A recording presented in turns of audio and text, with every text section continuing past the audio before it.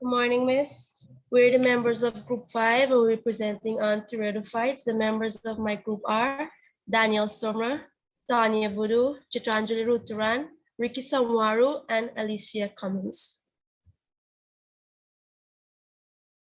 In this presentation, we'll be focusing on what is Pteridophytes, production, and evolution.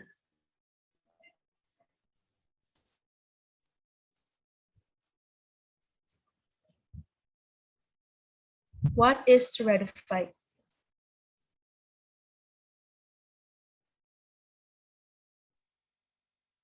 Pteridophyte is a division of flowerless green plants that comprises the fern and their relatives. The following are some examples of Pteridophyta: Wisform, Dixonia, Senagenella, Lycopodium, Equistum, and Puris. I will now hand you over to my next colleague. Reproduction.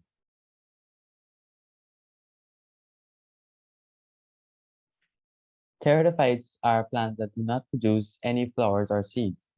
They are also called cryptogams.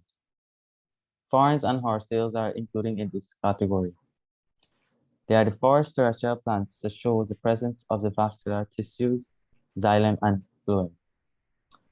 Pteridophytes have true roots, stems, and leaves and are usually found in damp and shady places. They reproduce through both sexual and asexual methods. I'll be looking at the sexual method. The pteridophytes reproduce sexually through spores. The sporangia of pteridophytes are carried by sporophytes and will burst open after the spores have grown. These mature spores germinate and develop into a gametophyte. The gametophyte is a small heart-shaped plant that is about half an inch broad. It contains both the male and female organs. In nature, the sporophyte will be diploid, but the gametophyte will be haploid. In homosporous pteridophytes, the gametophyte is monoecious, whereas in heterosporous pteridophytes, it is dioecious. The male organ, or antheridia, produces sperm, and the female organ, or archegonia, develops eggs. The sperm possesses a flagella-like structure that allows it to travel inside the egg. Fertilization occurs when the sperm unites with the egg and a new sporophyte emerges.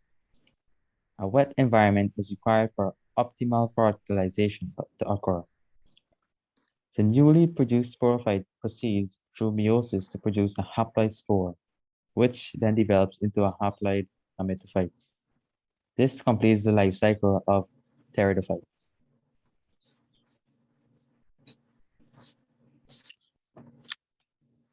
Good afternoon, everyone, and I'll be looking at the asexual method. Asexual reproduction is a form of reproduction in which a single parent produces a new offspring, and the new individuals developed are genetically and physically similar to one another, implying that they are clones of their parents. On the other hand, pteridophytes reproduce through spores, which are produced within sporangia, which is involved in their sexual form of reproduction, for example, spore formation. These spores disperse and germinate to form the new plant. An example of spore formation are fungi like Rhizophos and Mucor. On to my next colleague.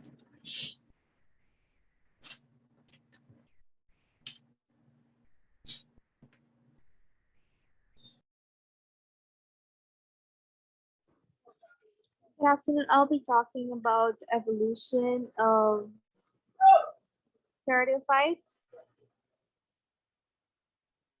As the first tracheophytes, pteridophytes were also the first plants to extensively colonize the terrestrial environment, forming forests.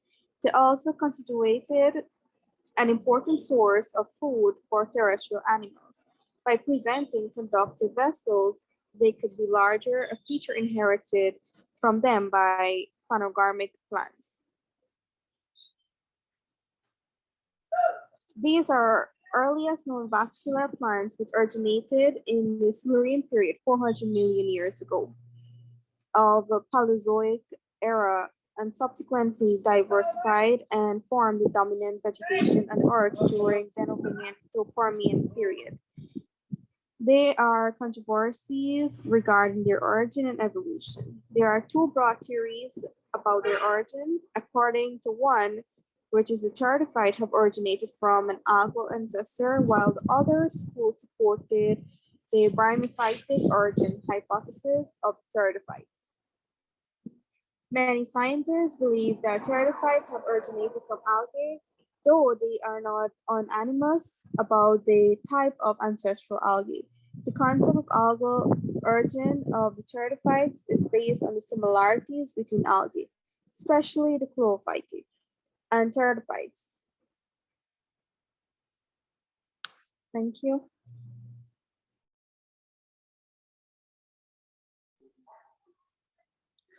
Good afternoon, everyone. I will be doing the summary for today. Pteridophytes, also known as cryptogams, are the earliest known vascular terrestrial plants that reproduce both sexually and asexually.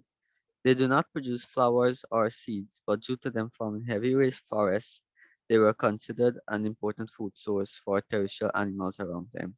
Examples are the ferns, horsetails, giant, salvinia, the Sciatia spinolusa, and more. That is all for our presentation. Here are our reference